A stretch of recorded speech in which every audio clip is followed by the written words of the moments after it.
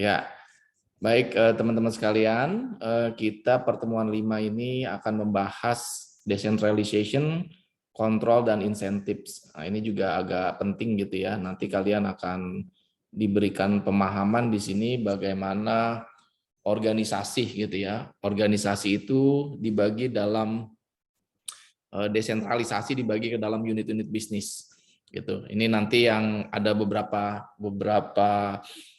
agenda yang nanti kalian diharapkan kalian setelah pertemuan ini dapat memahami makna dari desentralisasi. Kemudian kebutuhan organisasi untuk kontrol manajemen yang berasal dari desentralisasi, gitu ya. Hubungannya dengan pengendalian manajemen dan juga nanti ada satu lagi sebenarnya insentif sini ya. Nanti saya tambahkan di slide yang lain. Ini belum ada ternyata saya lihat tadi yang disusun oleh tim dosen. Dan juga nanti peran controller. Di sini ada controller ya. Nanti saya coba jelaskan. Baik, nah ini desentralisasi. Kalian sering dengar ya perbedaan antara desentralisasi dan sentralisasi gitu ya. Gini, apa tuh ya perbedaannya? Ada yang mau menjawab nggak? Bapak. Ya, silakan. Siapa nih? Anwari, Pak. Ya, Anwari. Agam. Kalau ini saya ini apa maksudnya sesuai dengan pengetahuan saya. Ya. Kalau sentralisasi biasanya itu kebijakannya itu satu pusat gitu Pak, pengaturan wewenangnya. Jadi kayak satu pusat gitu, sentral berarti ada di tengah gitu. Sedangkan kalau misalkan desentralisasi itu berarti lebih ke apa ya Pak? Kayak kekuasaan pemerintahannya itu berdasarkan apa ya? Dibebasin. Gimana sesuai dengan kebijakannya si masing-masing daerah misalkan. Oke, betul. Aku gitu. Ya Anwari, dalam konteks pemerintahan betul sekali itu Anwari. Bahwa kalau sentralisasi apapun diatur oleh pemerintah pusat gitu. Apapun diatur oleh pemerintah pusat. Tapi sejak 2003 gitu ya, paket keuangan negara terjadi dan reformasi ya, era reformasi. Kita udah desentralisasi. Artinya pusat tidak selalu mengatur seluruh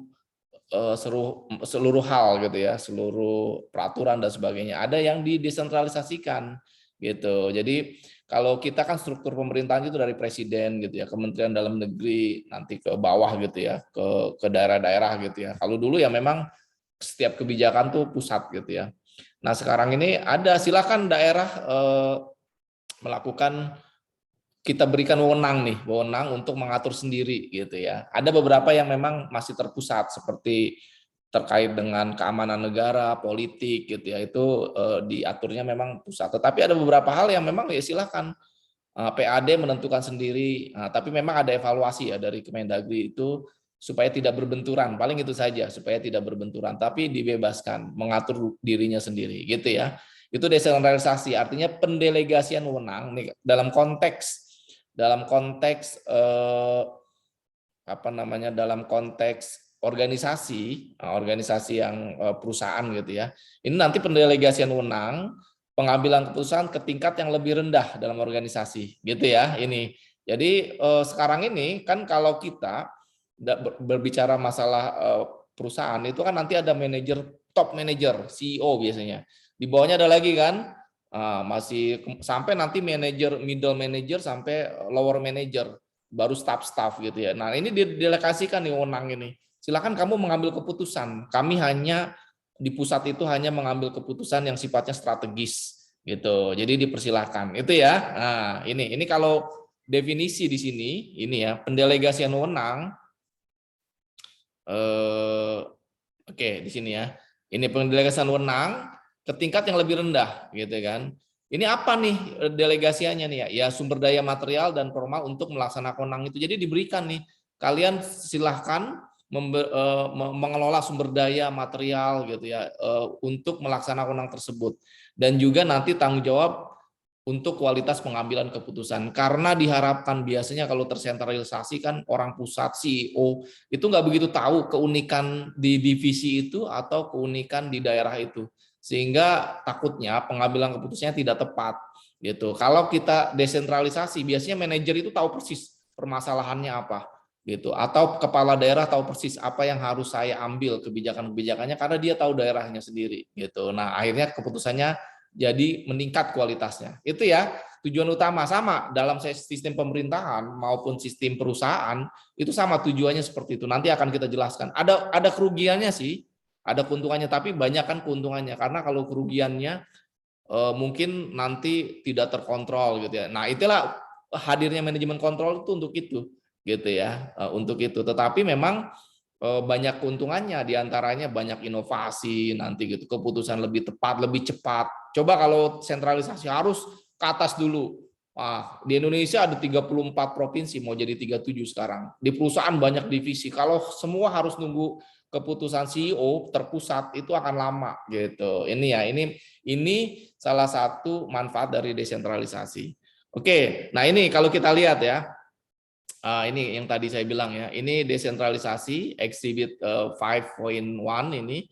Contohnya ya begini. Jadi ada board, board level 1, ya ini di desentralisasi yang di sini ya, Board level 1 dia mendesentralisasikan kewenangannya, nggak semua mungkin ya, tetapi beberapa kewenangannya ke manajer level 1. Kemudian manajer level 2, level 3 kalau ada 4 kalau satu semua ya satu gitu. Nah, ini desentralisasinya cuma di level 1. Itu ya, jadi kewenangan-kewenangannya. Misalkan di sini ada iPhone lah ya, Apple di sini. Paling gampang gitu, Apple atau Alphabet. Alphabet tuh ininya Google ya, Alphabet. Nah, ini delegasikan di sini mungkin ada divisi Google Search gitu kan, ada divisi Instagram atau Apple ada divisi iPhone. Nah, disilahkan. Jadi boardnya itu paling tinggi itu hanya beberapa wewenang saja kebijakan strategis, tapi kebijakan-kebijakan desain Apple, desain Google engine search gitu ya, search engine, kemudian apa itu diserahkan ke masing-masing divisi kewenangannya. Seperti itu ya. Ini kenapa ini ke tingkat yang lebih rendah ada beberapa keuntungan. Nah, untuk organisasi yang sedang tumbuh gitu ya, organisasi yang sedang tumbuh ini ya. Ini mengurangi kompleksitas manajemen gitu ya. Kan kompleks banget tadi saya bilang. Negara itu kalau semua keputusan dari presiden, wah, dia nggak tidur itu ya. Nah, makanya didesentralisasi ke daerah-daerah. Perusahaan juga begitu gitu. Jadi kualitas pengambilan keputusan manajemen senior, terutama senior lebih tinggi. Gitu ya, lebih tinggi, mengurangi rentang kendali senior. Mereka mengalihkan perhatian kepada masalah strategis saja, tidak day to day gitu. Jadi strategis saja. Orang manajer senior itu ya memang harus di tingkat kebijakan. Itu jadi tingkat kebijakan bukan lagi mengurusin masalah pegawai yang cuti apa gitu loh. Itu atau ada masalah-masalah internal yang sifatnya enggak strategis itu enggak. Kemudian juga di sini kualitas manajemen senior, junior gitu ya, diberdayakan nih. Nah, dia diberdayakan. Dan spesialisasi skala ekonomi dan spesialisasi karena manajer itu semakin spesifik semakin bagus ilmunya jadi banyak. Misalkan ya manajer unit produksi chips dalam iPhone ya itu desentralisasi, dia berkutip masalah itu saja, dia nggak perlu ngurusin hal-hal yang di luar konteks non spesialisasi dia gitu ini ya. Dan pengembangan manajemen, nah ini ya jadi di awal karir mereka itu mereka sudah tahu nih, misalkan Anwar ini ditaruh di manajer tadi chips iPhone, misalkan kerja di Apple gitu ya. Nah, dia udah tahu nih, wah udah spesialis, nanti dipindah lagi di unit pemasaran misalkan. Nah, jadi dia berkembang tuh ilmunya gitu, terspesialisasi gitu. Oke. Namun, ada tantangan. Kita jangan menyebut kerugian ya. Ini ada beberapa tantangan gitu ya. Terutama ya untuk kontrolnya gitu ya. Nah ini ada beberapa tantangan. Manajer yang terdesentralisasi tidak otomatis memahami tujuan dan strategi yang dikembangkan oleh manajer tingkat yang lebih tinggi atau bagaimana mereka dapat berkontribusi pada tujuan. Karena di sifatnya dia dia sifatnya adalah diberikan delegasi wewenang, dia berinovasi, disilahkan berinovasi, disilahkan mengambil keputusan diskresi sendiri, akhirnya dia silo antar bagian. Ini kelemahannya nih ya. Dia nggak tahu sebenarnya tujuan perusahaan itu ini gitu ya, tingkat tinggi baru dipecah ke bawah gitu ya. Tapi karena dia asik berkutit dengan ini dengan apa namanya dengan divisinya sendiri, dia nggak tahu tujuan organisasi itu apa. Misalkan ya, udahlah saya mau bikin chips yang powerful banget. Wah ini kan Anwari misalkan. Sementara cost-nya tinggi banget, gitu. Cost-nya tinggi. Padahal tujuan Apple itu misalkan ya, ini misalkan nih, membangun chips yang powerful tapi juga murah supaya harganya dapat bersaing misalkan. Nah ternyata dia nggak tahu nih, yang penting dia bagus lah, wah biayanya banyak banget karena diberikan kebebasannya. Akhirnya dia nggak tahu tujuan organisasi. Ketika digabungkan dengan manajer lain, unit kerja lain, ternyata malah rugi nih karena dia banyak banget biayanya. Nah ini yang nggak bagusnya tuh begitu gitu ya. Jadi mereka itu nggak tahu strategi apa tuh sebenarnya yang lebih tinggi gitu ya. Kemudian ini sama ya nomor 2, nomor 3 ini sumber daya, gitu ya. Karena dia sendiri-sendiri dia tidak tahu nih, tidak secara otomatis memiliki sumber daya. Kayak tadi ya, saya mau bikin chips yang bagus nih untuk iPhone saya gitu. Tapi dia kan nggak tahu sumber daya itu berapa yang dibutuhkan, dialokasikan ke dia berapa gitu. Itu ya, jadi lebih kerja sendiri-sendiri akhirnya. Itu yang menjadi tantangan di sini ya, bukan kerugian ya. Kontrol formal atas manajemen yang terdesentralisasi. Nah ini, nanti kita mau mencoba ya membagi struktur organisasi itu menjadi 3 nih.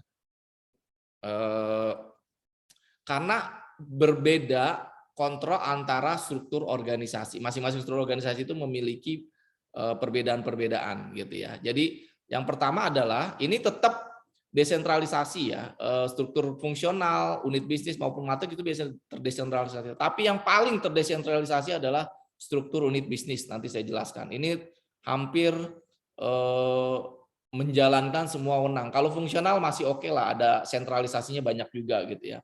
Tapi kalau unit bisnis ini memang terdesentralisasi. Nah, struktur fungsional di sini di setiap manajer bertanggung jawab atas fungsi tertentu seperti produksi atau pemasaran. Jadi kalau struktur organisasi fungsional di sini ada nggak ya? Nah ini dia organisasi fungsional ya. Dia dibagi berdasarkan fungsinya. Nah, kalau di sini ada fungsi produksi, fungsi pemasaran nih. Lihat, ini CEO-nya nih. Ini ada staff ya. Jadi fungsi manajer produksi sendiri dia. Gitu. Manajer marketing sendiri. Nanti manajer penjualan sendiri, gitu berdasarkan fungsinya. Fungsinya apa saja? Fungsi penjualan, fungsi produksi, fungsi marketing itu sendiri-sendiri. Baru nanti di sini ada manajer, mungkin di sini ada manajer produk A, produk B, produk C, gitu ya. Nah kita coba tadi Apple aja lah.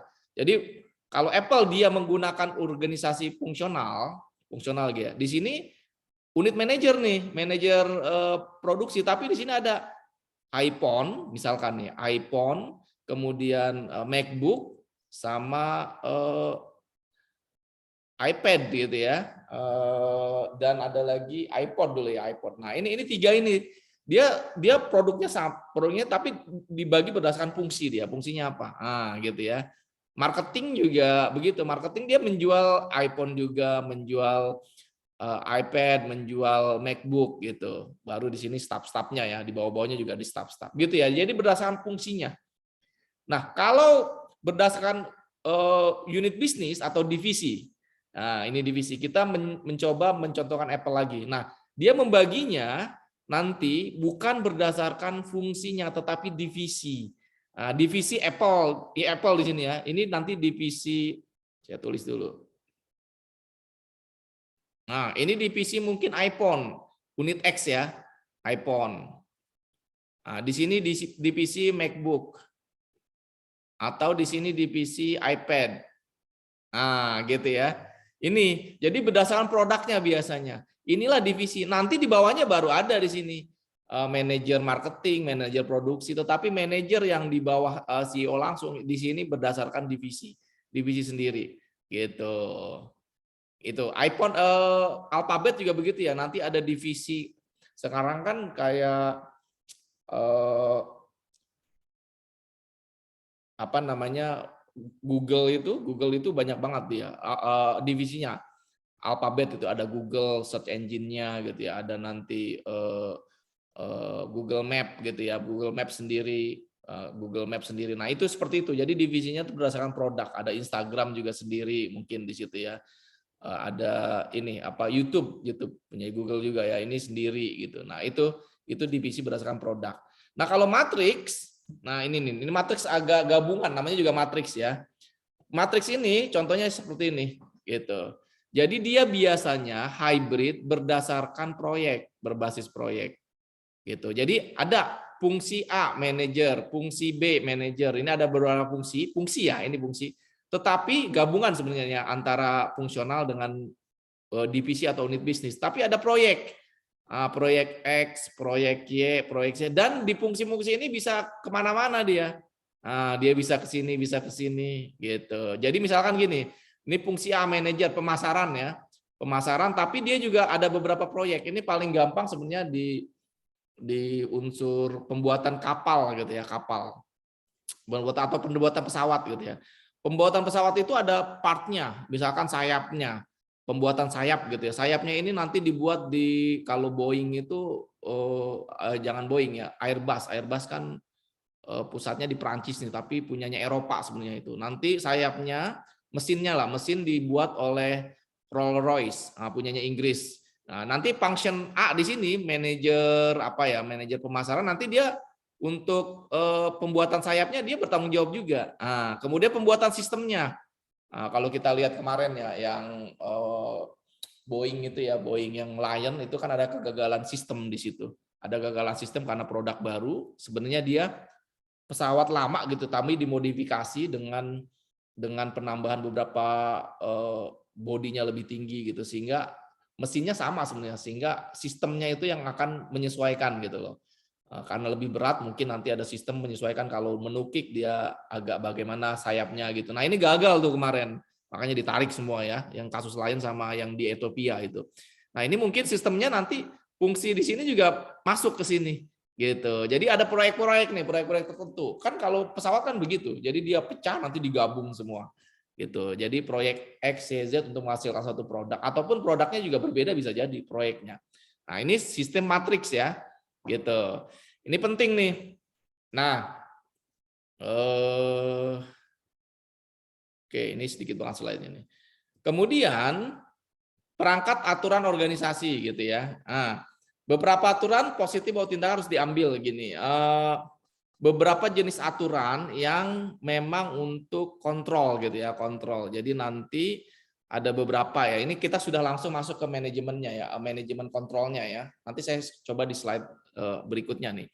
Physical controls, ada manual, ada sistem safeguards, ada task control system. Jadi ketika apapun bentuk organisasinya, baik itu fungsional, unit bisnis atau divisi, maupun juga matriks, itu harus ada controls. Kalian kan belajar manajemen kontrol ya. Harus ada kontrol yang komponennya adalah physical, manual. Manual itu aturan-aturan ya. Sistem safeguard, bagaimana mengamankan aset gitu ya, dan task control system. Task control system itu sistem tugas kontrol, kontrol tugas gitu ya. Nah, ini dia. Nah, nanti ada beberapa, tadi kan komponennya, ada beberapa siklus pengendalian gitu ya. Ini mulai dari perencanaan maupun juga nanti pengendalian formal organisasi.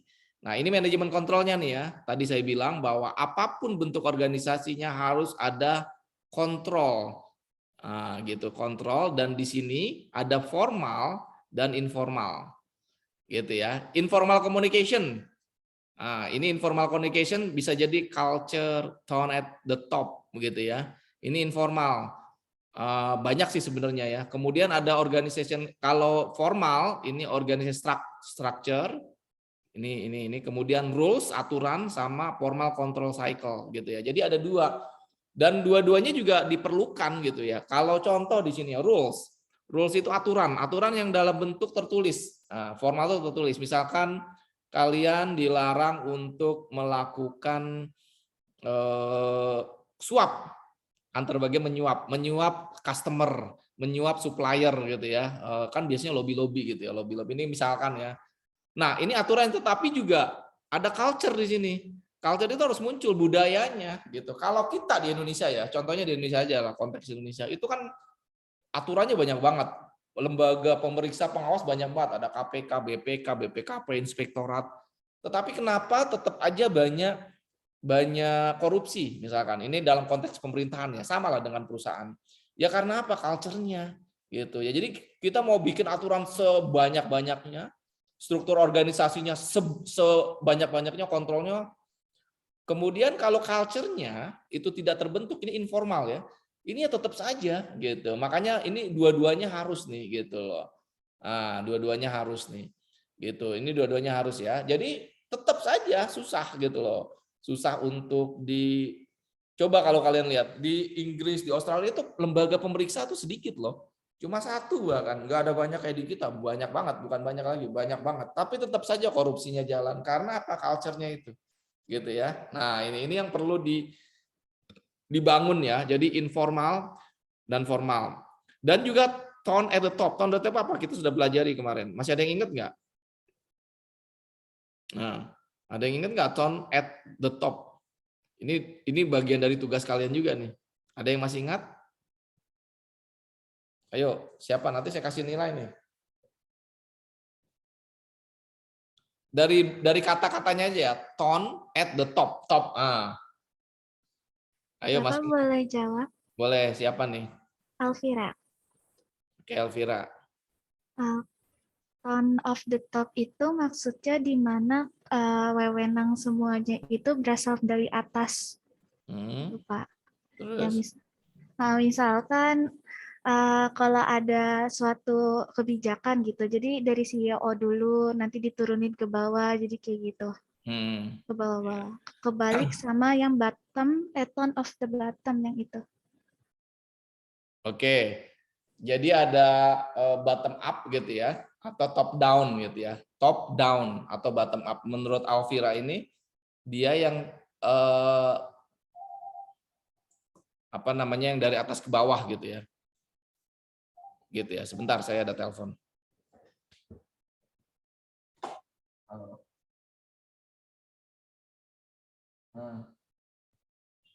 Iya, kesini aja, saya lagi ngajar. Ya. Oke, ya betul ini Alvira. Nah itu jadi bentuknya adalah dari atas ke bawah, ton. Dari atas itu membuat ton gitu ya. Ton itu ini ya apa namanya, semacam bahasa Indonesianya apa ya? Ya apa ton itu? Ada yang tahu nggak? Yang lebih tepat lah. Itu kan udah bahasa Indonesia juga ya, sering kita dengar ya. Dalam bahasa ini apa, nada gitu ya. Ton itu nada. Nada dari atas ke bawah gitu. Dan ini yang makanya dia masuk di mana? Di informal kan. Nah, kalau tadi sifatnya yang disebutkan Alvira itu bisa jadi formal, bisa jadi informal. Tapi ini sifatnya yang tone at the top itu lebih ke informal. Contohnya ya oke, dari atas. Saya ingin tadi ya misalkan agar korupsi itu ditindak tegas. Nah, itu tone dari nada dari Pak Jokowi nih. Kalau kita konteksnya pemerintahan. Artinya ke bawah juga harus menyesuaikan nadanya. Gitu. Jadi wah, berarti di tingkat kementerian nggak boleh nih korupsi, harus tindak tegas. Ke bawah juga begitu. Di pemerintah daerah juga begitu. Semua tonnya sama dengan yang atas. Permintaan pimpinan. Gitu. Caranya bagaimana? Ya caranya dengan cara sosialisasi, leading by example. Artinya apa?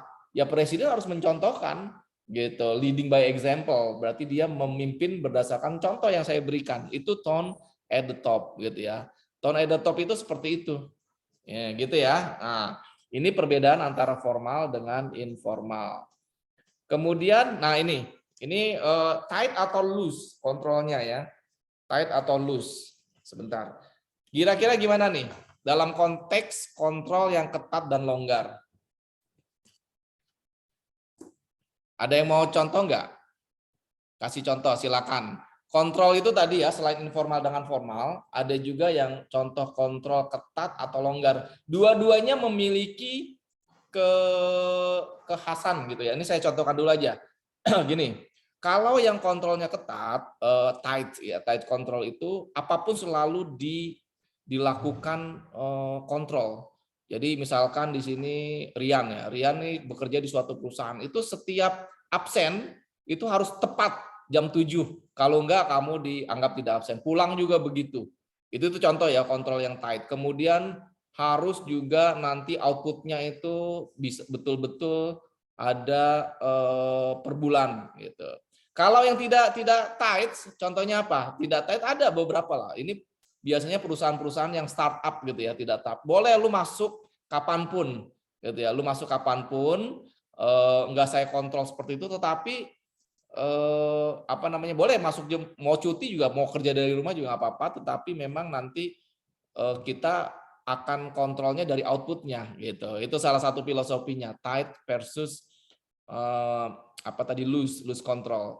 Nah, kira-kira ada nggak yang bisa memberikan contoh di satu perusahaan, misalkan Gojek lah gitu ya. Gojek ini sifatnya apa nih terhadap pengemudi ini, tight atau loose, atau di perusahaan ekspedisi dan sebagainya. Ada yang memberikan contoh nggak? Nah, itu tadi contoh tight versus loose gitu ya kontrolnya. Ini apa? Oh, SPPD. Silakan. Kemana ini Pak David? Pak David ngambil eksklamasi. Bogor ya. Silakan.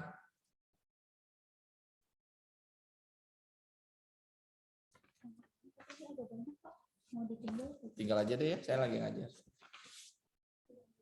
Ya, oke.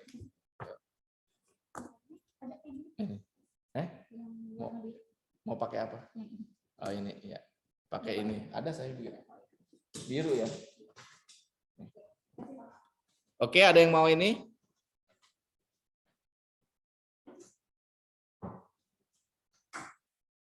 Ya, tight versus ini. Nah, kalau konsep Gojek lah kayak tadi ya, kira-kira driver Gojek itu perlu dikontrol ketat atau longgar ya? Itu aja dulu. Nah, driver Gojek gitu ya. Itu contoh saja lah. Kalau menurut saya Pak, kalau misalkan Gojek itu kontrol longgar sih Pak. Dia lebih, karena dia sesuai dengan pengalaman saya Pak, kalau ngobrol sama tukang Gojek, kira-kira saya tanya, ada target nggak sih Pak? Kalau misalkan dalam per hari itu ternyata nggak ada target sih Pak, berarti jatuhnya kayaknya nggak dikontrol ketat gitu Pak, lebih ke longgar. Oke, dia lebih longgar ya. Saya pun iya, Pak. Saya nggak punya pengalaman ya, tetapi sepertinya begitu. Bahkan dia nggak narik 1 hari pun nggak masalah gitu ya. Iya. Nah, jadi ya bonusnya aja yang dia nggak terima gitu kan, mungkin kan, bonus sama pendapatan. Jadi dia tuh nggak harus, misalkan sopir Gojek itu, driver Gojek gitu ya, itu harus betul-betul jam 7 bangun, itu harus sudah narik gitu ya, sampai jam berapa gitu dikasih shift gitu kan. Nah, mungkin agak beda dengan taksi Bluebird gitu ya. Taksi itu lebih ketat gitu ya. Walaupun nggak seketat kalau kalian kerja di perusahaan yang melakukan tight control gitu ya. Nah, jadi ada tingkatan-tingkatannya nih. Saya pikir begitu ya. Nah, itu salah satu contoh saja. Jadi salah satu contoh bahwa ada tight dengan ini ya. Oke. Nah, controller. Ya, ini terlalu udah langsung ya. Saya pakai slide saya. Coba slide saya.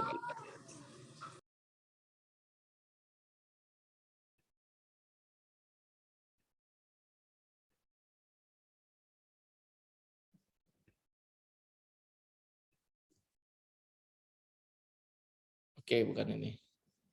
Bentar. Saya lupa slide-nya di...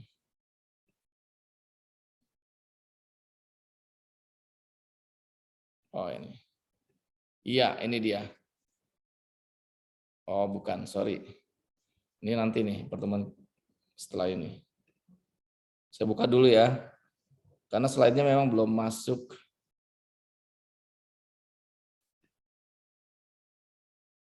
Buka dulu, lupa saya tadi di mana. SPM. Ah, ini. SPM pertemuan 2.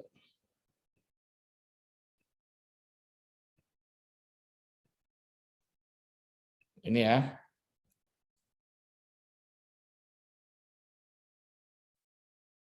Nah, ini faktor informal ya tadi ya. Ini saya ulangi lagi lah. Faktor informal, faktor eksternal. Ini nanti ada contohnya masyarakat tempat bisnis berada, work ethics antara masyarakat Indonesia, Jepang, dan Inggris berbeda. Jadi kalau informal itu tadi kan ada budaya gitu ya. Budayanya kalau di Jepang itu ya sudah saya jelaskan ya. Jepang itu memang work ethicnya sangat tinggi. Nah, Inggris berbeda lagi gitu. Inggris berbeda. Indonesia in between lah. Indonesia in between gitu ya. Kalau Jepang kan loyal banget orang. Loyal. Kalau kerja di situ ya berarti nanti jenis faktor informalnya itu, eksternalnya itu akan perusahaan kalau di Jepang dengan perusahaan Indonesia itu akan berbeda gitu. Apalagi di Inggris gitu. Kalau di Inggris turnover-nya tinggi. Inggris, Australia, Amerika itu orang kalau mau lebih baik tempat lain ya saya keluar. Jadi 3 bulan kerja di situ udah pindah gitu. Kalau di Jepang nggak, bakal seumur hidup tuh orang kerja di situ. Indonesia di antara itulah gitu ya. Antara industri penerbangan dengan kereta api berbeda, antara industri penerbangan dengan rumah makan beda. Ini ya. Ini ya. Jadi budaya sama gaya manajemen nih, informal tadi. Budaya dan gaya manajemen. Ngajar dulu, Pak. Oh. Ya. Budaya dan gaya manajemen. Nah, faktor informal ini contohnya kemudian ini ya tadi sudah. Nah, ini organisasi ya. Nanti saya kasih juga nih. Ini contoh sama tadi. Kemudian, nah manajemen kontrol. Ini ya. Dalam kaitan dengan tadi 4 itu ya. Tadi 3 jenis organisasi. Ini tetap harus ada 4 kontrol ini. Gitu ya. Pertama result, action, personel, sama cultural. Result itu ini kontrol berdasarkan defining performance, measuring performance, sama setting target, gitu ya. Jadi setting target, misalkan tadi itu di sini siapa Anwari gitu ya. Anwari itu ya kalau di pemasaran kamu di setting target, pokoknya kontrolnya ini. Kalau kalian tidak di bawah ini, berarti nanti saya akan kasih reward atau punishment, gitu. Dia berdasarkan hasilnya. Kedua action. Action ini kalian tidak boleh melakukan ini, kalian boleh melakukan itu. Itu actionnya ya. Jadi behavioral constraint. Perilaku kalian dibatasi gitu.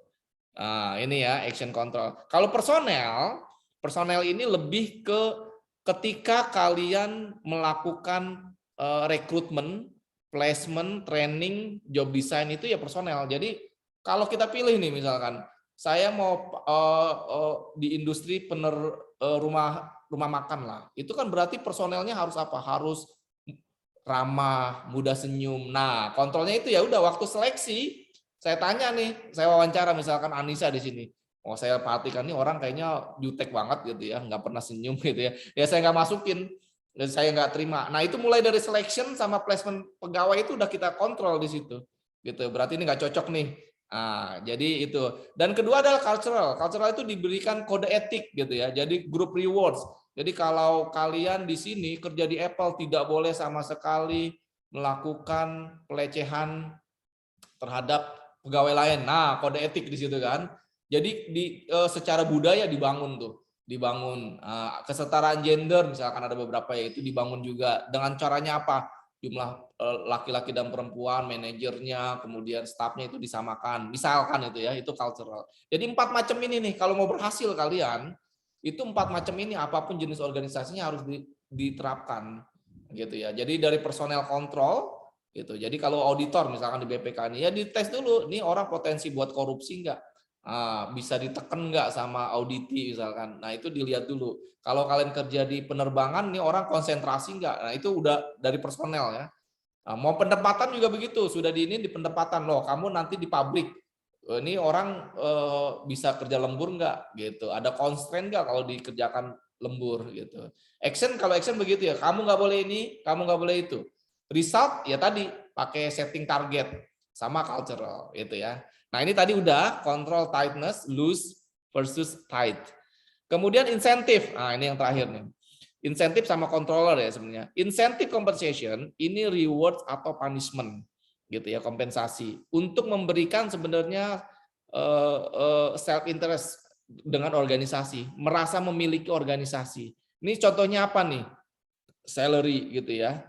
Salary. Jadi insentif ini bagian dari kontrol ya. Kalian ini Jadi kontrol. Makanya banyak kementerian yang memberikan gaji tinggi itu dalam rangka kontrol supaya dia tidak korupsi lagi. Nah, kalau sudah korupsi juga, ya sudah kita punishment ini kan tadi, punishment yang tinggi gitu ya. Gitu. Rewardnya ya tadi gajinya tinggi gitu. Tapi biasanya normalnya ya kalau semakin tinggi itu agak berkurang gitu ya. Walaupun nggak berkurang signifikan mungkin. Saya belum tahu nih apakah ada penelitian terkait ini. Itu insentif. Ini sifatnya nanti merit based, cost of living adjustment, short term insentif, bonus, komisi gitu ya. Atau long term. Long term itu kalian diberikan saham. Jadi Jessica misalkan kerja di Telkom, oke kamu saya kasih saham 500. Jadi 500 berapa gitu ya, berapa lembar ini. Jadi kalian merasa memiliki perusahaan juga gitu. Merasa wah ini kalau perusahaannya bagus kan saham saya akan naik nih, kepemilikan saya di saham ini akan naik gitu. Itu ya. Nah, ini. Nah, controllersnya. Controllers adalah ini controller saya balik ya. Dia ada nanti auditor, ada treasurer, ada kontrol. Kontrol ini lebih banyak nanti yang ke financial record keeping, reporting dan kontrolnya. Ini saya balik lagi ke di slide sebelumnya ya. Ini yang kontrol justru lebih banyak di sini.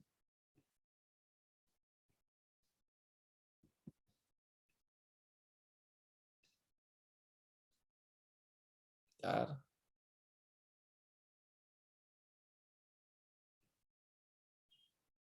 Oh, saya setnya salah. Nggak kelihatan sih.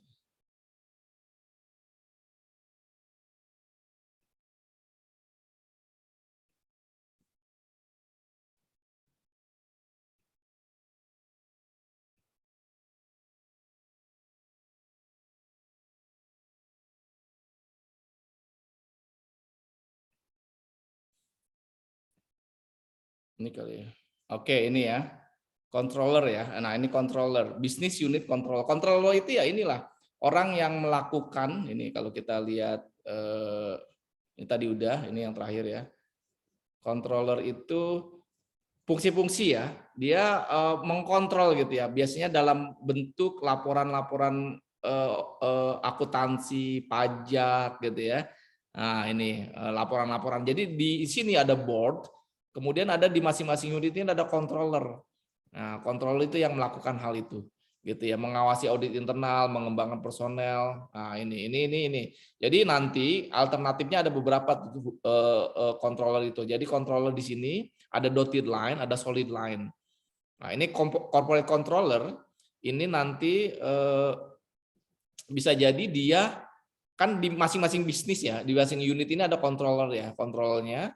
Kemudian nanti dia bertanggung jawab secara corporate-nya ya, yang kontrol di tingkat perusahaan gitu. Dia pakai dotted line. Dotted line ini garis putus-putus. Nah, jadi tidak bertanggung jawab secara langsung lah di sini. Ini business unit control tidak bertanggung. Tapi kalau di sini bisa jadi, nah bisa jadi nanti solid line antara corporate karena ini ada instruksi khusus dan business unit manager ini hanya koordinasi saja di sini. Ya, jadi kalau untuk yang rentang garis putus-putus itu biasanya sifatnya koordinasi, tapi kalau untuk yang garisnya tidak putus-putus dia ada ini langsung gitu ya, perintah langsung, delegasian langsung. Oke, itu ya. Nah, oke ini yang pertemuan ke-5. Nah, sekarang yang ke-6. Ke-6 ini kita mencoba untuk membahas, bentar, saya buka dulu ini slide ke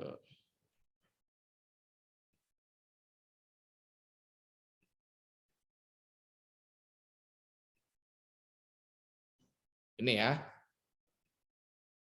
Responsibility centers. Nah, ini kalian kalau belajar di akuntansi biaya, kalian sudah sepertinya gitu ya, sudah paham konsep pusat pertanggungjawaban gitu ya. Nah, nanti ada 2 di sini yang kita bahas, revenue dengan expense center. Nanti ada profit center juga ya. Ini mungkin masih di revenue dan expense center dulu. Apa itu pusat pertanggungjawaban gitu. Nah, nanti di sini pertemuan ini kita apa sih konsep pusat pertanggungjawaban? Bagaimana pusat pertanggungjawaban pendapatan dan biaya nanti dievaluasi, gitu ya. Oke, nih ini dia pusat pertanggungjawaban. Silakan Adam dibaca. Nah, yang dibaca dulu nih. Adam ada di sini, ada Muhammad Adalam Syah. Dibaca. Ada Pak. Ya. Yang tugas kelompok ya Pak. Ini ya pusat pertanggungjawaban. Oke.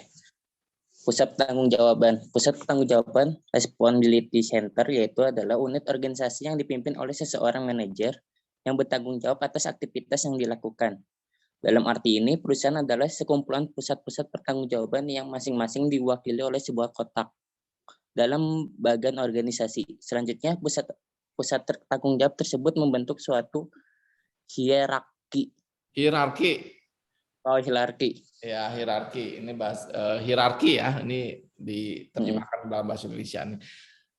Dari bahasa Inggris. Nah, ini pusat pertanggungjawaban Responsibility Center kalau dari definisinya, jadi unit organisasi gitu ya. Jadi divisi-divisi nih yang bertanggung jawab atas aktivitas yang dilakukannya gitu. Jadi dari tadi ya, divisi A, divisi B, divisi C itu masing-masing pusat pertanggungjawaban. Dia bertanggung jawab atas aktivitas yang dilakukannya. Nah, dalam kotak gitu ya. Ini yang tadi saya jelaskan ya tadi ya. Ini contohnya gitu, ini CEO nih, gitu. Kemudian ada kepala divisi A. Divisi A ini nanti ada marketing, ada di bawahnya lagi ada administrasi dan sebagainya. Ini ada divisi B, gitu kan. Ini kotak-kotak nih. Ini divisi C, gitu. Nah ini yang masing-masing pusat pertanggungjawaban. Kotak-kotak ini bisa pusat pertanggungjawaban di sini.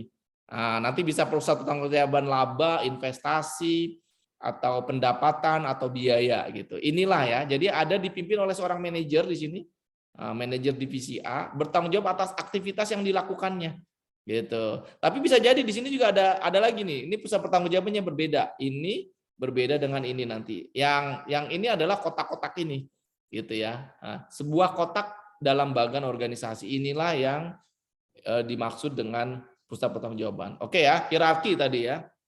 Membentuk hierarki tadi atas ke bawah. Nah, ini dia contohnya ya. Ini head office. Nah, ini kantor pusat ya. Kantor pusat nanti ada divisi A, divisi B. Dia investment center di sini nih. Nah, apa yang dimaksud dengan investment center? Jadi pusat investasi. Pusat pertanggungjawaban investasi. Yang namanya yang di atas gitu ya. Di atas biasanya dia tanggung jawabnya adalah memastikan. Nah, tanggung jawabnya adalah memastikan agar apa yang diinvestasikan oleh investor itu investasinya berhasil gitu. Ngukurnya kan biasanya return on investment gitu ya, return on investment. Labanya dengan investasi itu baik gitu loh. Nah, dia bertanggung jawab ini aja gitu ya. Jadi ini bertanggung jawab terhadap investasi saja, investasi. Dia nggak peduli hal-hal lain gitu ya, kalau kita sederhanakan lah ya. Jadi ukuran kinerja dia adalah bagaimana investasi dari para shareholders. Ini kan shareholders yang punya saham nih. Punya saham itu banyak nih. Ini supaya dia ini ya head office CEO, kita sebut CEO. CEO ini betul-betul menaikkan harga saham. Gitu aja lah. Intinya begitu. Harga saham kita naik nih. Lu bertanggung jawab terhadap itu CEO. Gitu. Jadi dia investment center. Bagaimana investasi dari para shareholders ini, dari para kreditor ini dapat kembali dengan baik, investasinya bagus. Itu yang disebut dengan investment centers. Gitu ya. Jadi pusat pertanggungjawaban investasi adanya di mana? Di head office sama divisi. Nah, di kotak-kotak ini kan tadi pusat pertanggungjawaban kotak kan? Kotak A. Dia bertanggung jawab di pusat pertanggung jawab adalah tadi dipimpin oleh seorang manajer yang punya tanggung jawab terhadap aktivitasnya. Aktivitas dia apa? Memastikan investasi. Jadi ukuran keberhasilan dia, tanggung jawab dia adalah investasinya dalam hal ini harga saham itu baik. Gitu. Kemudian ada di bawah lagi. Nah, di bawah lagi ini bisnis unit 1. Dia bukan membicarakan masalah saham, itu terlalu tinggi buat dia. Dia profit center, bagaimana di sini ini profit gitu ya, di bisnis unit 1 itu profit gitu. Jadi dia di apa namanya di sini juga nih ya, ini profit. Kalau profit itu adalah pendapatan dikurangi apa? Dikurangi apa? Profit itu laba itu apa? Aliyah. Laba pendapatan dikurangi beban, Pak. ya, dikurangi beban atau biaya ya. Berarti di sini ya. Berarti dia ini, halo, masih dengar ya suara saya ya? Aman, Pak. Masih, Ya. Pak. Berarti dia ini harus bertanggung jawab terhadap pendapatan dan laba, pendapatan dan biaya. Dia harus mengontrol gitu loh. Pokoknya keberhasilan lu adalah, tanggung jawab lu adalah gitu ya, misalkan profit center ini, bagaimana laba perusahaan tuh naik gitu. Paham ya di sini ya? Jadi bagaimana laba perusahaan naik? Salah satunya ya dia bertanggung jawab terhadap pendapatan dan biaya, dia kontrol tuh. Nah, itu. Dia nggak peduli sahamnya berapa, nanti ya otomatis sebenarnya kalau labanya naik biasanya sahamnya jadi naik gitu kan. Nah, di bawahnya lagi ada lagi nanti. Nah, ini sales unit. Sales unit ini revenue center, pusat pendapatan. Gitu. Pusat pendapatan artinya oke, lu jual aja lah. Keberhasilan lu adalah bagaimana revenue perusahaan itu naik. Nggak perlu dihitung, nggak perlu dipikirin biayanya berapa, karena biaya itu nanti di sini unit produksi. Gitu ya. Jadi lu keberhasilan lu adalah bagaimana menjual sebanyak-banyaknya. Gitu. Itu berarti dia bertanggung jawab terhadap revenue-nya, pendapatannya. Beda dengan ini production unit, manufacturing ya. Dia ini expense. Jadi pusat biaya, pusat beban gitu ya. Pusat beban artinya apa? Lu berproduksi supaya efisien, jangan sampai biayanya tinggi. Itu saja, lu nggak perlu menjual di sini. Manajer di sini nggak perlu menjual, tapi yang menjadi tanggung jawab kamu adalah agar produksi itu biayanya cost-nya rendah. Gitu. Nah, kalau di atasnya kan profit center nih ya, berarti profit center ini dialah yang mengendalikan supaya revenue-nya bagus, expense-nya kecil gitu. Makanya dia di pusat biaya nih, pusat laba. Nah, kalau pusat laba kan otomatis nanti head office juga divisi ini ya, dia labanya tinggi gitu ya. Labanya tinggi ya otomatis sahamnya naik, tapi dia tidak terlalu diukur berdasarkan itu, tapi diukur berdasarkan kenaikan saham gitu. Ada dua sebenarnya di pusat laba, pusat biaya. Pusat biaya satu lagi adalah discretionary. Kalau ini engineer ya. Discretionary ini research and development ya, research R&D gitu ya. Ini research and development. Ini bedanya apa? Engineer dengan discretionary. Kalau engineer, discretionary itu ada kebijakan gitu ya. Kalau di sini kan udah jelas nih, harga satu untuk memproduksi Apple gitu ya, cost dari layarnya berapa, cost dari ininya berapa, dapat dihitung dengan moneter dan outputnya jelas, satu buah handphone harganya berapa. Tapi kalau research and development ini outputnya belum bisa ditentukan gitu loh. Misalkan Apple lagi ingin melakukan research terhadap ketahanan baterai. Nah, ini nggak tahu nih outputnya apakah akan berhasil atau tidak, tapi dia perlu tenaga kerja, perlu bahan baku gitu ya. Jadi belum bisa ditentukan, makanya discretionary. Discretionary kebijakan. Gitu. Ini diukur. Jadi bagaimana nanti mengukur. Paham ya di sini ya? Paham nggak kira-kira? Apa itu pusat biaya? Pusat pertanggungjawaban. Paham ya? Paham nggak? Saya ulangi. Ini penting. Kalau kalian nggak paham di sini, selanjutnya itu akan bingung tuh slide selanjutnya. Saya ulangi lagi. Pusat pertanggungjawaban adalah gitu ya. Ini kotak-kotak ini ya. Kotak-kotak ini dalam suatu organisasi, apa tanggung jawab dia dalam kegiatan di kotak itu gitu.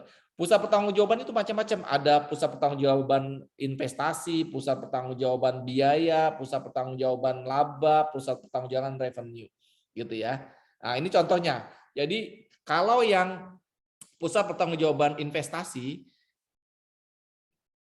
yang diukur gitu ya, yang diukur keberhasilan nilai adalah nanti investasi. Jadi dia berpikirnya bagaimana investasi itu bisa berjalan, bisa menghasilkan dengan baik gitu ya. Tadi saham, ini saya contohkan aja saham. Jadi harga saham itu ditentukan menjadi tanggung jawab dari CEO gitu ya. Nah, bagaimana perusahaan itu berjalan? Contohnya ya harus berjalan baik, tidak ada konflik, tidak ada labanya pasti banyak gitu ya. Itu salah satu supaya harga saham naik. Nah itu dia tanggung jawabnya, makanya dia seperti ini. Nah divisi A adalah divisi B ya. Jadi sekarang profit center. Ada bisnis nih, bisnis unit. Ini kan salah satu pusat pertanggungjawaban. Apa nih pusat pertanggungjawabannya? Ternyata dia profit. Nah, ini Apple lah, ini iPhone ya. Di bisnis satu ini iPhone. iPhone ini, manajer di bisnis unit iPhone, dia cuma satu tanggung jawabnya. Ini kita sederhanakan ya, sebenarnya tanggung jawabnya banyak, operasi gitu ya, ketaatan ya, banyak. Tapi kalau dalam hubungannya dengan pusat pertanggungjawaban, dia diberikan beban bagaimana dia profit, laba gitu. Jadi ukuran keberhasilan dia adalah labanya tinggi. Gitu ya. Nah, di bawahnya lagi beda lagi nanti. Kan Apple itu ada sales unit, ada production unit, ada HR, ada research dan development-nya gitu. Nah, sales unit dia bukan pusat laba. Karena dia kan nggak bertanggung jawab terhadap beban. Yang beban itu nanti cost-nya itu di unit produksi, dia bertanggung jawab terhadap revenue saja. Jadi ukuran keberhasilan pusat pertanggungjawaban ini adalah revenue yang baik, tinggi. Itu saja yang dibebankan ke dia. Mau harga produksi dia nggak bikin, HPP-nya tuh nggak bikin, dia nggak bikin. Nah, beda dengan yang production unit. Dia karena dia bikin HPP, dia diberi tanggung jawab HPP lu harus rendah nih. Gitu. Jadi dia bertanggung jawab terhadap ongkos produksi yang rendah gitu. Dan inilah nanti organisasi. Jadi organisasi itu merupakan gabungan dari pusat pertanggungjawaban. Tujuannya adalah satu tadi. Nah, tujuannya yang di sini sebenarnya bagaimana perusahaan beroperasi sehingga menyejahterakan para pemiliknya dalam hal sahamnya naik gitu. Itu ya. Jadi dari bawah ke atas nih sebenarnya. Dari atas ke bawah juga bisa. Oke, di situ ya. Ini tadi ya saya bilang strategi sebenarnya. Jadi pusat pertanggungjawabannya itu dibentuk ini ya. Ini bagaimana kita untung strategi kita. Strateginya tadi misalkan menjadi perusahaan kelas dunia, menjadi perusahaan yang leading di sektor industri tertentu, menyejahterakan para pemegang saham. Ini strateginya kan. Bagaimana ini semua berjalan di pusat pertanggungjawaban agar mencapai strategi itu, objektif kita bilang. Bagaimana diterapkan? Itu sifat pusat pertanggungjawabannya, gitu ya. Nah, bagaimana? Ini dia. Oke.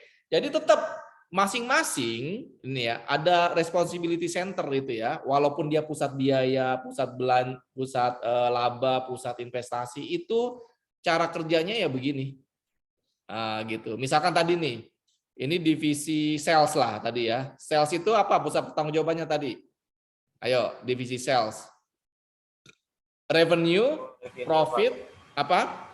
Revenue. Revenue. Dia bertanggung jawab terhadap revenue kan? Input di sini. Oke, inputnya apa nih? Dia kan kerja berarti jual. Ini kan menjual dia.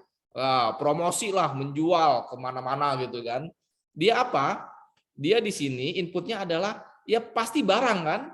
Nah, barang ini dapat dari mana? Dari unit produksi, HPP-nya dia udah dapat. Nah, kemudian juga dia butuh tenaga kerja kan, tenaga kerja sales, sales di sini. Kemudian banyak di sini ada alat gitu ya, alat mobil mungkin. Dia kerja menjual outputnya apa? Barang yang terjual gitu. Inilah yang diukur nanti outputnya. Gitu. Ini kalau unit sales. Sekarang unit produksi lah. Kalau produksi pusat apa tuh? Expense. Oke. Pusat biaya ya. Dia apa? Ya di sini barang baku, bahan baku, tenaga kerja, gitu kan, waktu. Dia memproduksi apa? Outputnya apa? Kalau ini, outputnya apa? Outputnya apa? Biaya yang rendah. Iya, biaya yang rendah ini kan, dia tujuannya biaya rendah, tetapi outputnya apa? Barang kan? Barang dengan biaya yang rendah, gitu. Betul, ini biaya yang rendah, tapi dia diukur. Kalau ini kan penjualan nih outputnya ya, penjualan dengan setinggi-tingginya. Kalau di sini barang dengan biaya yang rendah, gitu, betul sekali, gitu ya.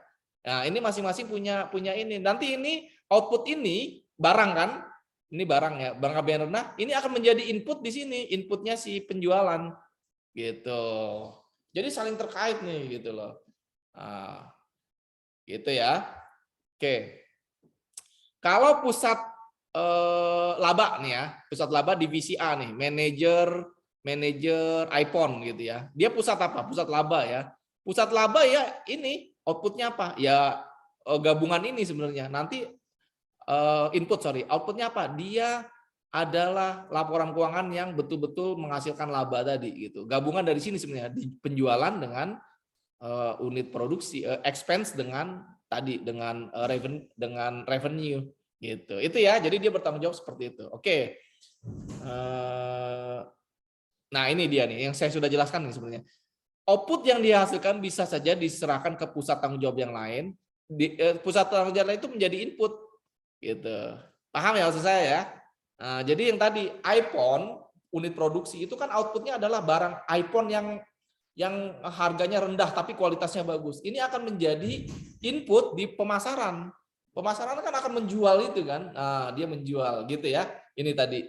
Nah, ini barang ini lari ke sini, ini dijual. Jadi output dari unit produksi akan menjadi input dari pusat penjualan gitu. Oke ya. Nah, bagaimana untuk ya optimal? Optimal adalah dengan efisien dan efektif. Kontrolnya ya, kontrolnya. Ini sekarang kita udah bicara masalah manajemen kontrolnya. Jadi inputnya minimum. Efisien ya, kita harus efisien. Apa itu efisien? Gini ya. Efisien adalah ini ya. Inputnya minimum untuk output ditetapkan. Contohnya beginilah. Kalau yang disebut efisien ya. Kalian punya mesin roti gitu ya. Nah, mesin roti lah, mesin roti. Kalau kalian mau membuat roti itu ada rumusnya gitu ya. Kita mau menilai nih, ini mesin roti efisien atau tidak nih. Nah, 1 kilogram tepung, 1 kilogram telur gitu ya. Ini digabung-gabung ini 1 kilogram semua lah. Menghasilkan 10 potong roti. Nah, jangan 10, 20 potong roti. Itu satu mesin. Ternyata mesin yang lain dengan input yang sama gitu ya. Dia itu menghasilkan 50 potong roti. Nah, mesin mana yang paling efisien? Berarti mesin yang menghasilkan outputnya yang lebih banyak. Tapi kualitasnya juga sama. Nah, gitu. Output yang ditetapkan sama kualitasnya. Inputnya minimum, tapi outputnya maksimum atau ditetapkan lah. Gitu ya. Jadi kalau sama-sama satu, gitu ya, itu kan udah minimum. Nah ini yang kedua ya. Itu kasus pertama. Kasus kedua gitu. Kasus kedua, kita perlu 10 potong roti. Gitu. Mesin A perlu ternyata 2 kg terigu. Tapi kalau yang mesin B, dia hanya 1 kg. Nah, inputnya minimum, tapi kita sudah tentukan tadi 10 potong roti. Ya, mesin A ini perlu 2 kg tepung. Kalau di sini 1 kg tepung, berarti ini yang lebih efisien. Inilah nanti, dan kualitasnya sama ya, ini dengan kualitas yang sama. Berarti mesin A lah yang efisien. Inilah nanti yang menjadi patokan kontrol kita gitu ya. Gitu. Efisiensi ini, mana yang efisien nih? Lu efisien enggak? Gitu. Gitu ya. Nah, gitu. Nah, tetapi antara input dengan output memang kadang tidak bisa berhubungan langsung gitu. Contohnya ya biaya iklan. Apakah biaya iklan itu akan otomatis meningkatkan pendapatan gitu. Ini kan belum tentu nih biaya iklan yang banyak, tapi ada mungkin sedikit gitu ya, ada sedikit atau ada banyak, tapi hubungannya tidak langsung otomatis. Pokoknya kalau biaya ikan 10 juta gitu ya, dengan ini akan meningkatkan sales 1%. Dengan 2 kali gitu ya, misalkan 20 juta, ini akan jadi 5%. Ini nggak ada rumusnya. Gitu. Ini nggak ada rumusnya. Jadi belum tentu hubungannya langsung. Beda dengan yang tadi kalau barang ya, kita butuh ini nambahnya segini, tambahin lagi segini. Mesinnya kan jelas itu. Tetapi kalau biaya iklan itu lebih tidak dapat dihubungkan secara langsung gitu ya. Nah, jarang ditunjukkan. Nggak begini nih rumusnya karena pendapatan kan dari faktor lain. Bisa jadi memang kualitas barangnya dia naik. Tanpa iklan pun kalau kualitas barang naik kan bagus ya akan banyak gitu loh. Nah, ini biasanya berdasarkan penilaian daripada data. Jadi berdasarkan diskresi tadi. Gitu. Apalagi yang research and development ini, R&D, itu nggak jelas itu. Jadi tidak diketahui berapa sebenarnya optimalnya dan tidak dapat ditentukan ya. Gitu ya. Nah, misalkan tadi nih dalam baterai iPhone, ini butuh biaya berapa nih? Gitu, butuh biaya misalkan tenaga kerjanya 100 jam. Orangnya banyak, sumbernya apa material, uangnya berapa. Tapi belum tentu baterainya itu akan dihasilkan inovasi gitu ya. Ini kan dia riset ya. Yang ternyata meningkat 2 kali lipat dari kapasitas baterai yang sekarang. Belum tentu, malah udah puluhan tahun kadang nggak ada hasilnya gitu loh. Itu makanya ambigu, dia tidak diketahui selama beberapa tahun. Jumlah optimalnya berapa nggak tahu nih. Tidak dapat ditentukan karena R&D memang begitu. Yang penting lu riset aja, riset. Tapi biasanya kalau risetnya bagus, hasilnya juga akan bagus walaupun belum tentu optimum atau kenaikannya cuma sedikit gitu. Gitu ya. Nah, mengukur input. Ini input di pusat tanggung jawab ini ada ukuran-ukurannya, ada jam kerja, ada kilogram gitu ya, dan lain-lain. Jadi satuan moneter supaya gampang, apalagi yang dengan perhitungan biaya tadi ya, pusat pertanggungjawaban laba. Biaya itu pasti pakai ini gitu ya. Nah, kalau output ya, output ini biasanya kalau organisasi profit itu pendapatan ya, pendapatan. Non profit apa? Non profit itu tidak berusaha untuk mengukur outputnya, tidak bisa misalkan ya, kayak BPK nih, BPK kan memeriksa gitu ya, outputnya adalah apa? Pendapatan atau outputnya adalah berapa besar dia temuan, gitu itu nggak bisa. Atau jasa, apalagi jasa ya, jasa masyarakat gitu kan. Ini biasanya kita tidak membuat output, walaupun ada juga gitu ya, ada juga misalkan Dukcapil gitu ya, berapa target dari orang yang berhasil meregistrasi akte kelahiran. Nah, itu bisa ya. Bisa aja seperti itu, tapi kan sulit. Karena kalau kita bandingkan dengan yang lain, kalau outputnya seperti itu, kasihan nanti yang jumlah penduduknya kecil gitu ya. Jumlah penduduknya kecil, kemudian dia pasti lebih kecil terus, atau orang yang tingkat kelahirannya minim gitu ya di daerah itu dengan di Dukcapil yang lain yang tingkat kelahirannya tinggi, pasti tidak bisa dibandingkan tuh, karena dia pelayanan saja sebenarnya gitu. Jadi outputnya kadang tidak bisa diukur kalau yang untuk non-profit pelayanan gitu. Oke ya, expense. Nah, ini ukuran moneter dari sumber daya yang digunakan tadi. Untuk menghasilkan iPhone apa saja tuh biaya-biayanya. Ini expense ya. Nah, ini tadi nih ya sebenarnya nih, efisiensi dan efektivitas. Rasio ya. Rasio lebih sedikit sumber daya, outputnya sama. Tadi ya, 10 kg, 10 potong, tapi dia cuma menggunakan 1 kilogram terigu. Ini di mesin kedua dia 2 kilogram, berarti ini yang lebih efisien. Atau sumber dayanya sama, ini sama-sama 1 kilogram, ini 1 kilogram. Ini dia dapat 10 yang ini dapat 50 potong roti, berarti yang efisien tuh yang ini gitu. Ini ya, ini efisiensi dan efektivitas. Kalau efektivitas adalah tepat sasaran gitu. Jadi tepat sasaran. Tepat sasaran artinya kalian ini yang mau dihasilkan ya roti dengan kualitas tertentu. Tetapi kalau nggak efisien, nggak efektif, yang mau bikin roti munculnya donat gitu loh. Munculnya donat berarti dia tidak tepat sasaran. Sama-sama 1 kilogram, 2 kilogram kok tapi munculnya donat gitu, bukan roti. Kan sasaran kita kan donat gitu, tepat hasil ya, tepat sasaran atau tepat hasil di situ. Kalau itu tepat guna, efisien. Oke, ini ya tadi sudah saya jelaskan pendapatan, biaya, laba, investasi. Nah, ini contohnya nih. Gitu ya. Tipe-tipe responsibility center gini ya. Ini tadi nih. Engineer gitu ya. Ini fisik, outputnya fisik. Tadi iPhone. Nah, dalam bentuk iPhone ya. Ini apa? Ini ya inputnya adalah moneter tadi. Jumlah uang yang diperlukan untuk menggaji, kemudian uang yang diperlukan untuk membeli bahan baku, uang yang diperlukan untuk macam-macam di sini ya. Nah, ini inputnya dalam bentuk euro atau dolar lah ya, atau rupiah. Dikerjakan, nanti muncul physical. Ini manufacturing. Nah, ini unit produksi. Optimal relationship can be optimized. Tadi optimal adalah efektivitas ya. Jadi bisa diukur berapa output dibandingkan dengan input. Efisien nggak nih gitu. Jadi kalau ternyata untuk membuat satu iPhone, wah ini tenaga kerjanya lebih banyak dibandingkan dengan Samsung misalkan, berarti dia tidak efisien nih dengan yang sama gitu ya, dengan barang baku yang sama gitu. Ini ukurannya adalah dapat ditentukan gitu ya. Nah, kalau discretionary ini yang research and development ya tadi ya. Dia sama nih kan butuh tenaga kerja. Dia mau menghasilkan tadi riset tentang ketahanan baterai iPhone gitu ya. Outputnya baterai yang lebih tahan gitu ya. Baterai yang lebih tahan. Tapi inputnya sama nih, tenaga kerja, bahan baku. Tapi dia tidak bisa dihubungkan.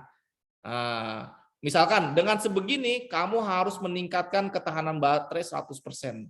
Gitu. Itu nggak bisa begitu. Itu nggak bisa dihubungkan nih. Cannot be relationship-nya tidak bisa dihubungkan. Karena apa? Ya namanya juga research, bisa jadi riset kita bagus. Kalau lagi bagus ya bisa jadi 1000% bahkan naiknya. Bisa jadi ya cuma 10%. Bisa jadi nggak ada kenaikan sama sekali nih. Kita kan coba-coba pakai ini, metode ini, barang ini gitu ya. Namanya juga riset. Nah ini ya, ini contohnya adalah research development.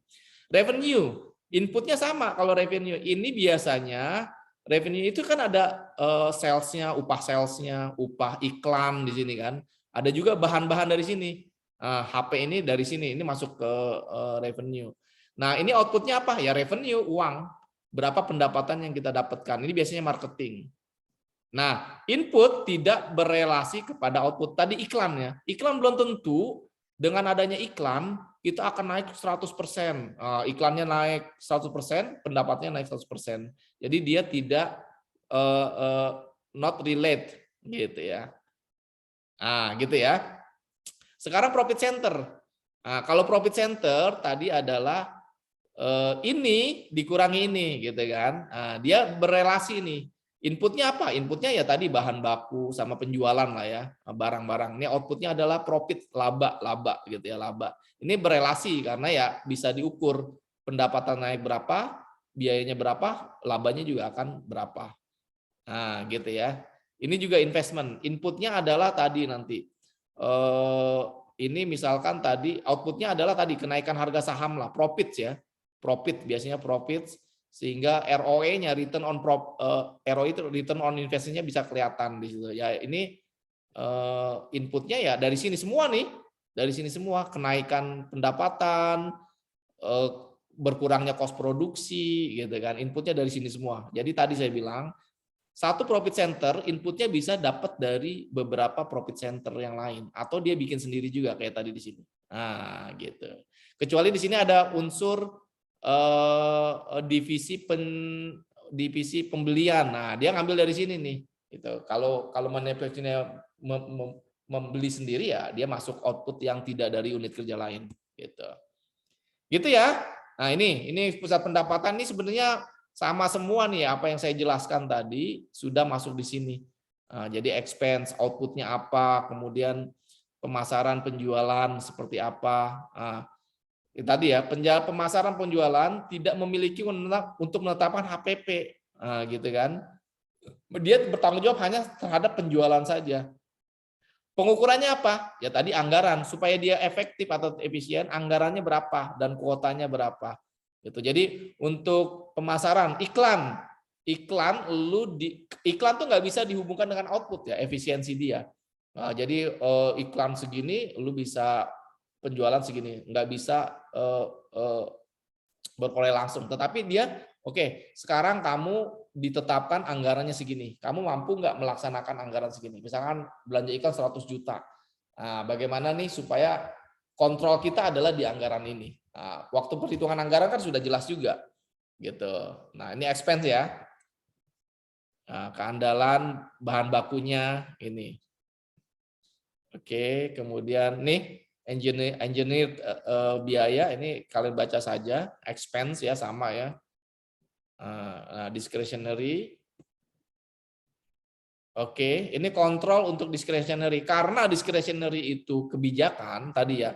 Dalam hal discretionary itu riset, misalkan riset itu kan nggak jelas nih.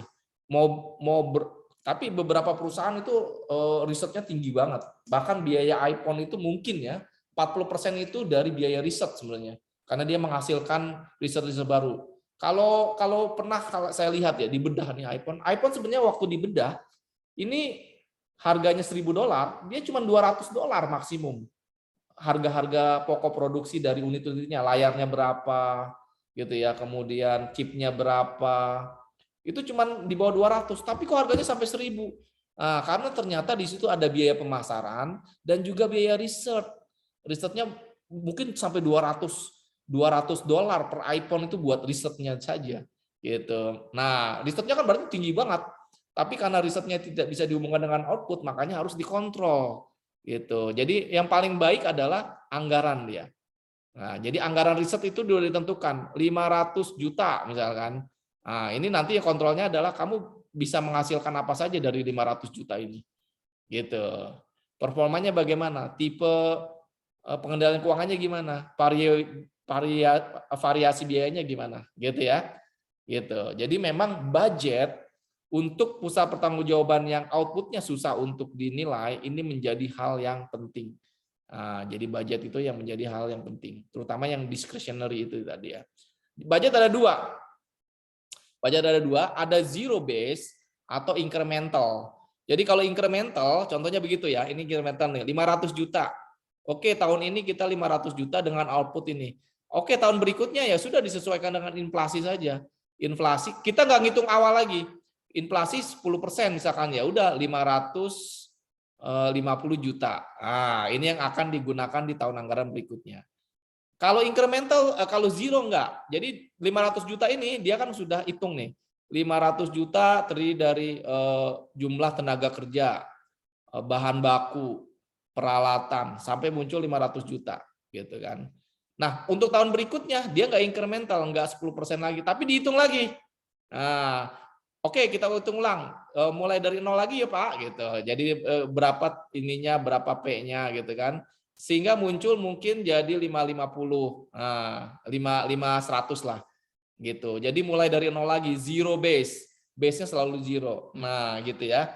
Ini ada kelemahannya. Kalau yang di sini memang cepat nih. Nah, kalau di pemerintahan tuh begini biasanya, incremental ya. Jadi cepat. Wah, udah ini kok udah sama, asumsinya kita juga kan tujuannya sama, nggak berbeda jauh dengan tahun lalu. Udah paling penyesuaian inflasi saja, tenaga kerja sekarang udah naik nih UMR-nya kita tambahin. Tapi kalau di sini ngitung lagi, ngitung dari awal lagi berapa, jadi lama gitu ya. Padahal mungkin juga asumsinya juga masih sama, ketika dihasilkan juga sama. Nah, ini yang paling tepat adalah ketika terjadi gejolak ekonomi, ketika terjadi perubahan-perubahan harga, inflasi dan sebagainya. Ini ya. Tapi kalau stabil mah ini aja pakai. Gitu.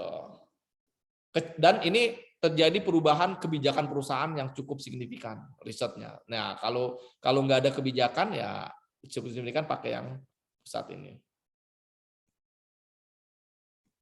Oke.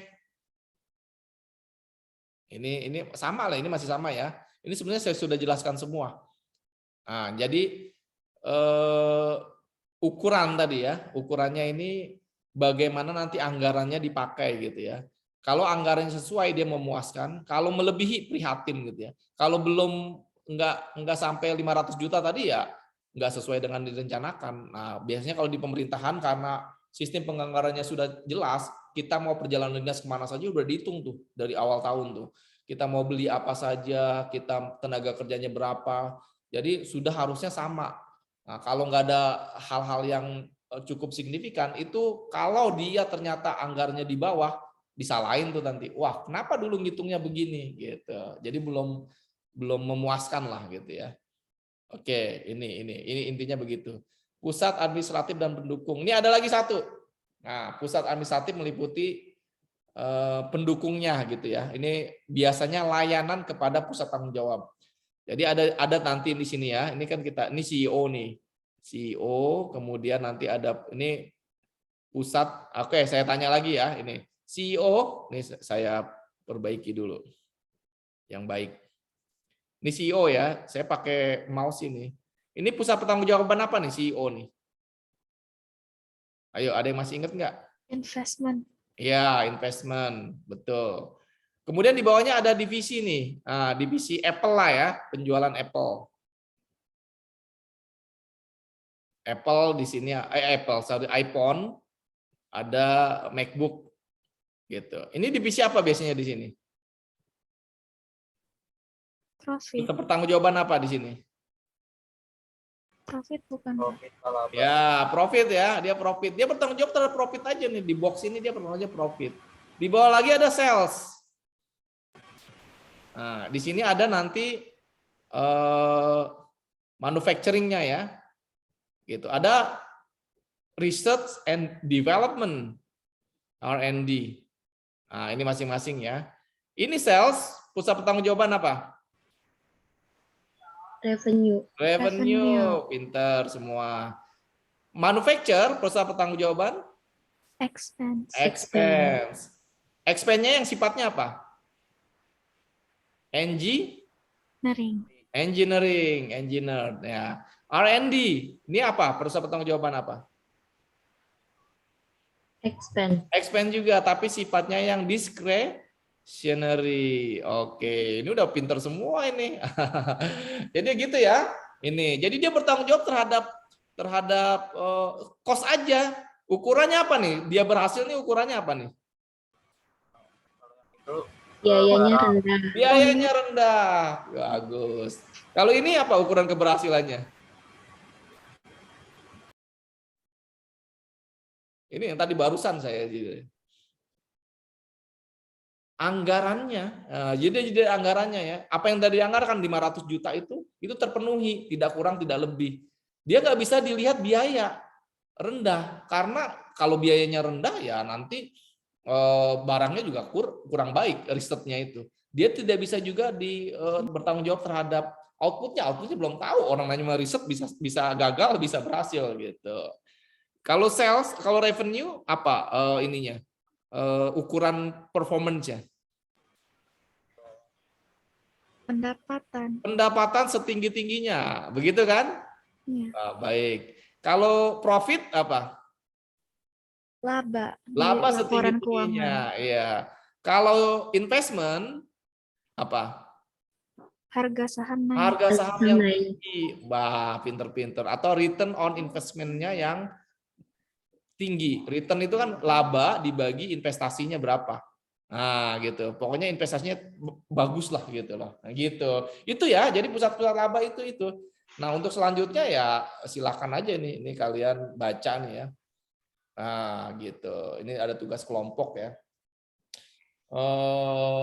Kedua contoh prosesnya telah ditetapkan. Nah, ini mau dibahas sekarang aja kali ya. Boleh, gitu. Pak. Hah? Boleh dibahas, Pak. Boleh ya. Saya kasih waktu.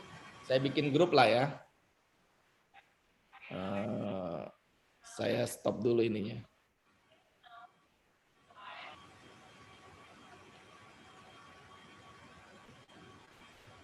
Dibahas aja ini contoh aja lah. Kalian langsung search ini nanti ya. Langsung search di